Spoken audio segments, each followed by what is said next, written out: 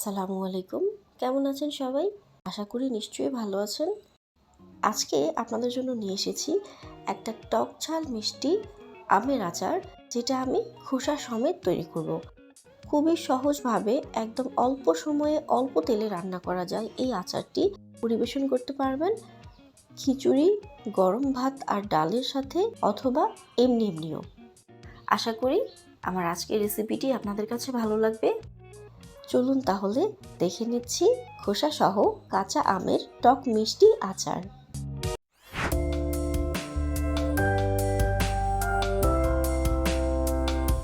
আচার তৈরি করার জন্য এখানে আমি প্রায় 2 কেজি পরিমাণ কাঁচা আম নিয়ে নিয়েছি। আমগুলোকে খুব ভালোভাবে ধুয়ে নিয়ে এখান থেকে কয়েকটি আমের খোসা ছাড়িয়ে নিচ্ছি। আমি কিন্তু সবগুলো আমের খোসা ছাড়াবো না, শুধুমাত্র 2টি বা 3টি আম খোসা ছাড়িয়ে নেব। এতে করে যেটা হবে, যে আমগুলো খোসা ছাড়ানো থাকবে সেই আমগুলো পুরোপুরি গলে গিয়ে আচারের মধ্যে একটা মাখা মাখা টেক্সচার করে তুলবে। আর যেই আমগুলো খোসা সহ থাকবে সেগুলো শক্ত থাকবে, অনেকটা কামড়ে খাওয়ার মতো। কিছু মশলা নিয়ে নিচ্ছি। এখানে রয়েছে 2 টেবিল চামচ পরিমাণ হলুদ সরিষা, 1 টেবিল চামচ পরিমাণ পাঁচফোড়ন, 3-4টি শুকনো মরিচ, আর রয়েছে 1 টুকরা আদা এবং 2টি রসুন। এর মধ্যে পাঁচফোড়ন আর শুকনো মরিচটাকে আমি একসাথে ভেজে নিয়ে গুঁড়ো করে নেব। আমগুলোকে আমি এভাবে টুকরো করে কেটে নিয়েছি। আপনারা চাইলে কিন্তু সবগুলো আমই খোসা সহ রাখতে পারেন। এবার এই আমের মধ্যে মশলা মিশিয়ে নিচ্ছি। প্রথমে দিয়ে দিচ্ছি 2 চা চামচ পরিমাণ লবণ, 1 চা চামচ পরিমাণ হলুদের গুঁড়া, হাফ চা চামচের একটু বেশি দিয়ে দিচ্ছি লাল মরিচের গুঁড়া। আদা আর রসুন মিলিয়ে একটা পেস্ট করেছিলাম, সেখান থেকে 2 চা চামচ পরিমাণ দিয়ে দিচ্ছি। এখন দিয়ে দিচ্ছি হলুদ সরিষা বাটা 2 চা চামচ পরিমাণ।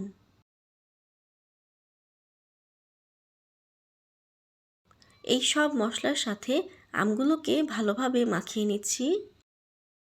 আপনারা চাইলে এই অবস্থায় আমগুলোকে একদিনের জন্য রোদে শুকিয়ে নিতে পারেন। বৃষ্টির কারণে আমি আর রোদে দিতে পারছি না, তাই এখনই এর মধ্যে দিয়ে দিচ্ছি প্রায় 1.5 কাপ পরিমাণ চিনি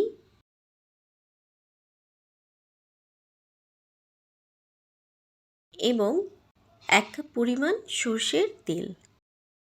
চিনি আর তেলটা আপনারা আপনাদের পছন্দ অনুযায়ী দিবেন। যেহেতু এটি টক মিষ্টি আচার, আরও একবার আমগুলোকে ভালোভাবে মেখে নিচ্ছি। খুব ভালোভাবে মাখতে হবে যেন প্রতিটা আমের পিসের মধ্যে মশলাটা ভালোভাবে কভার হয়। মাখানো হয়ে গেছে, এবার এটাকে সরাসরি চুলায় বসিয়ে দিচ্ছি। চুলায় হাই হিটে আমগুলোকে বসিয়ে দিচ্ছি। ঢাকনা দিয়ে ঢেকে দিচ্ছি মাত্র 2 থেকে 3 মিনিটের জন্য, যেন চিনিটা পুরোপুরি গলে যায়। 2 থেকে 3 মিনিট পর ঢাকনাটা খুলে নিচ্ছি। আমগুলো অনেকটা সেদ্ধ হয়ে গিয়েছে এবং চিনিটাও কিন্তু পুরোপুরি গলে গিয়েছে। এখন দিয়ে দিচ্ছি ভেজে গুঁড়ো করে রাখা পাঁচফোড়ন 2 চা চামচ পরিমাণ। খুব ভালোভাবে মিশিয়ে নিচ্ছি। খোসা ছাড়িয়ে দেওয়ার কারণে দেখতে পাচ্ছেন এখানে কিছু আম কিন্তু পুরোপুরি গলে গিয়েছে, আর কিছুটা এইরকম শক্ত রয়েছে। আপনারা চাইলে কিন্তু সবগুলো আমই খোসা সহ রাখতে পারেন। আমার আচারটি কিন্তু অলমোস্ট রেডি। চুলাটিকে অফ করে দিচ্ছি। দেখলেন তো কত সহজে এই আচারটিকে তৈরি করা যায়।